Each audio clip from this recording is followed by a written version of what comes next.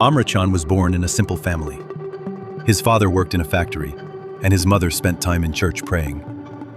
When he was a child, his mother often told him that when the whole world leaves you, Jesus does not leave you. But as he grew older, life took him to places where he started to move away from God. He lived in a small town in America. After his father died, his mother also passed away because of illness not long after. The day she died, he sat in the church for a long time and cried. But something in him broke. He felt that if Jesus was real, he would have saved his mother.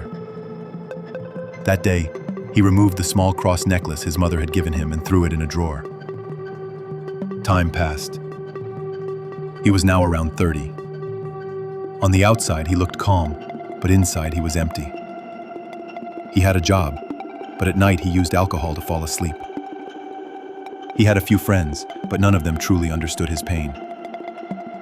Many nights he drove his car for long hours and sat by the roadside, smoking and looking at the sky, waiting for answers that never came. One evening, his company fired him. It was not his fault, but they said they had to cut people. He went home and looked at his things and let out a dry laugh. He said to himself that maybe even God had forgotten his name. The next day, he could not pay his rent. The money in his bank was enough for only a few weeks. He was tired of thinking and tired of fighting. One evening, he sat near an old bridge outside town. The water flowed slowly under it, and the cold wind touched his face. He sat there for a long time looking at the sky. An old woman was sitting nearby. She looked at him and said, "Sometimes God's silence is part of his plan." Amrichan replied in frustration, "If he was there, I would not be this alone." The woman smiled and said, "Miracles come when you reach your last edge of hope." He ignored her and went home. That night he heard a sound from the drawer where the cross necklace was kept. He did not open it and fell on the bed, but he could not sleep. Around 2 a.m, he got up and opened the drawer. One night he went again to the same bridge. The wind was cold like before, but his heart was not as empty this time. He held the chain in his hand and for the first time cried with his heart open. He looked at the sky and said, "If you still care for my mother, then show me a way." Suddenly the weather changed. The cold wind felt warm like a hand on his shoulder. He looked behind. There was no one there, but he felt a voice inside saying, "You did not fall, you just stopped for a while. Now walk." In the next months, his life slowly changed. He took regular work at the church and spent time with children. He slowly started to connect with people. One day, a woman came there with her son. She looked very worried and said, "I heard there is a man here who came back from the dark and found light. Can he help me?" Amrichan was quiet for a while, then said softly, "Not me, but someone held me when I was falling." The biggest test of his life came one day when an accident happened near the church.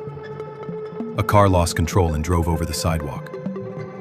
A group of children was standing there. Without thinking, he stepped in front of them. The car hit and he fell on the road. He was taken to the hospital. His condition was very serious. Doctors said he might not survive. People outside prayed. The pastor was holding his mother's old Bible.